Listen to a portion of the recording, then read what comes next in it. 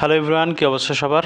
আজকে আমরা ময়মনসিংহ বোর্ড 2024-এ আসা কানেক্টর সলভ করার চেষ্টা করব।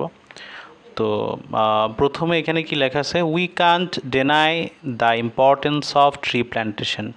আমরা গাছ লাগানোর যে গুরুত্ব সেটা ডেনাই করতে পারি না, অস্বীকার করতে পারি না। We can't deny the importance of tree plantation. আচ্ছা, তো প্রথম যে গ্যাপ সেখানে কি লেখা আছে, dash our lives on are directly or indirectly depend on ইট।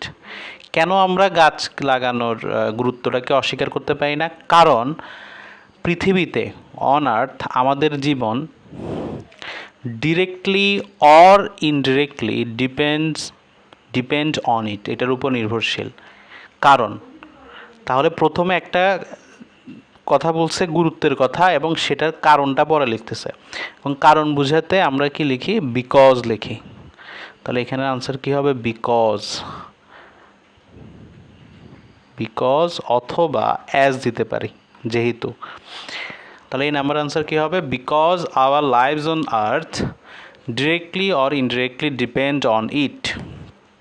আচ্ছা, এরপর কি বলছে, dash it is a matter of sorrow that, but it is a matter of sorrow that. কিন্তু এটা অনেক দুঃখের বিষয় যে, but it is a matter of sorrow that, কিন্তু এটা অনেক দুঃখের বিষয় যে we are cutting down trees indiscriminately, আমরা নির্বিচারে গাছ কেটে ফেলতেছি। এখানে ইনডিসক্রিমিনেটলি অর্থ কি, নির্বিচারে।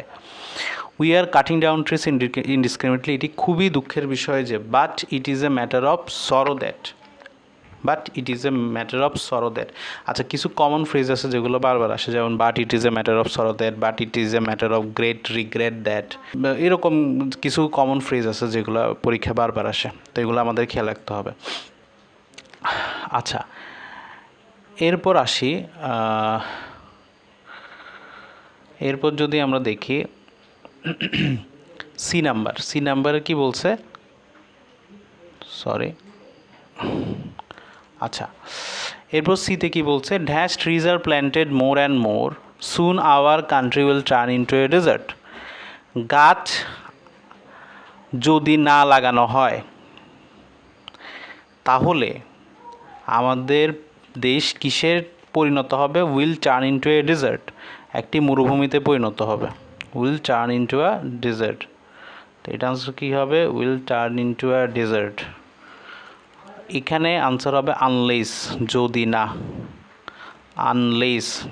Unless trees are planted more and more, our country will turn into a desert, মরুভূমিতে রূপান্তরিত হবে যদি না গাছ লাগানো হয় অনেক বেশি।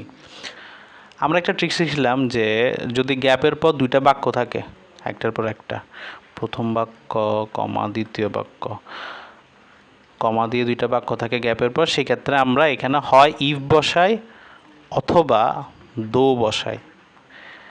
কিন্তু এই ট্রিকটা সব ক্ষেত্রে খাটবে না, মানে 90% ক্ষেত্রে খাটবে, বাট এখানে খাটবে না। এখানে দিতে আমাদের, আমি যদি দো দিই তাও অর্থ মিলবে না, ইফ দিলে অর্থ মিলবে না। এই জন্য মাঝে মধ্যে আমাদেরকে একটু ট্রিকের বাইরেও শব্দগুলো বসাতে হবে। তো এখানে আনসার হবে unless trees are planted more and মোর,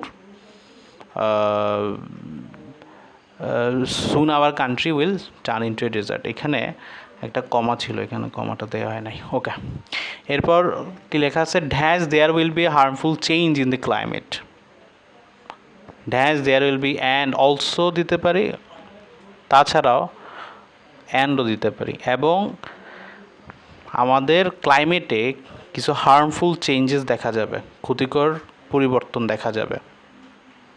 আচ্ছা,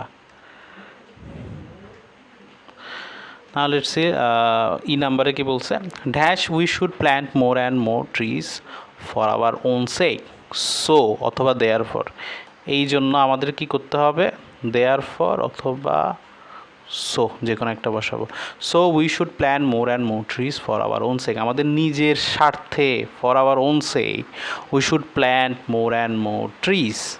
এখন এখানে একটা আমরা ট্রিক শিখছিলাম কি, যদি গ্যাপের পর বাক্যে শুড থাকে তাহলে বেশিরভাগ ক্ষেত্রে এখানে কি হয়, সো হয় অথবা দেয়ার ফর হয়, তো ওই হিসাবে আমরা এখানে সো দিয়ে দিতে পারবো।